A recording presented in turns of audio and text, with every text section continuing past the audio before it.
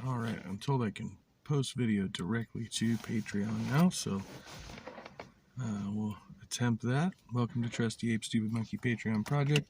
This is my thoughts for the day. Lovely Wednesday, October 26, 2022. Today I had some thoughts about what God is, or what God means, as far as I understand it. Now, we're speaking mostly about the Western Christian Abrahamic deity.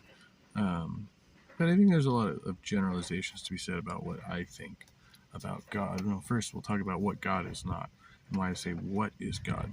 God is not a who. God is not a personage. There is no person who is God, unless, a Christian who believes in like the Trinity type of thing.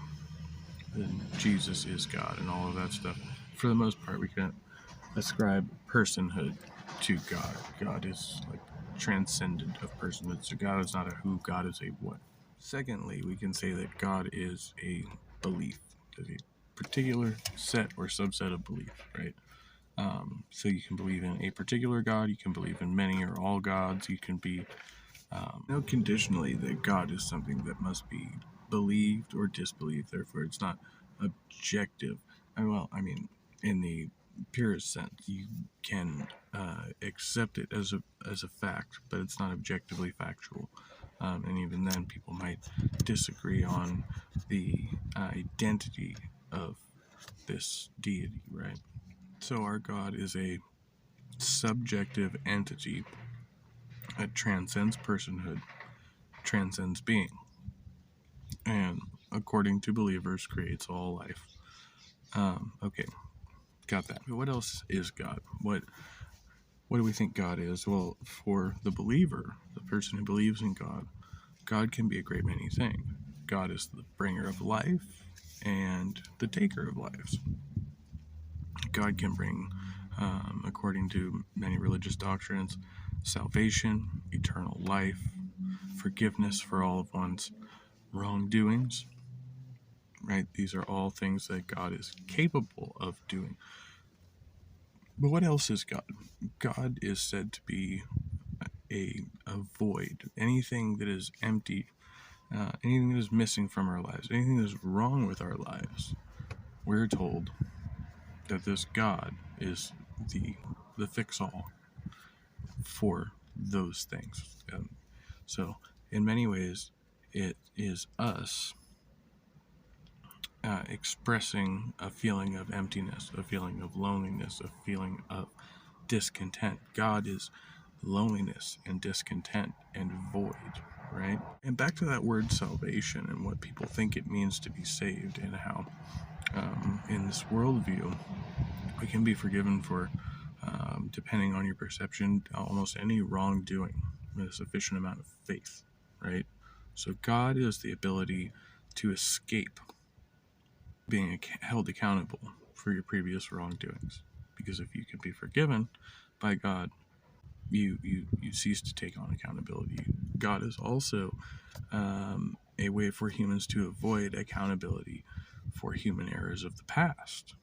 We can say, well, that happened, it was an act of God, it was in God's hands.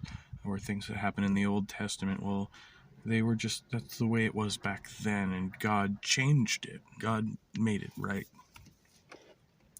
But it's always avoiding the human accountability, I think.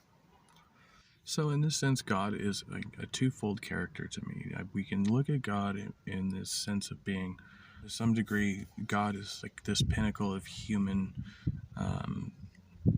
achievement, this thing that can create and bring life and abundance, and that will forgive and be graceful. But on the other hand, God can punish and can be harsh. God is, I think, we're often told that voice in our voice in the back of your head, that's God. That's just you. That's just a little voice in the back of your head, right?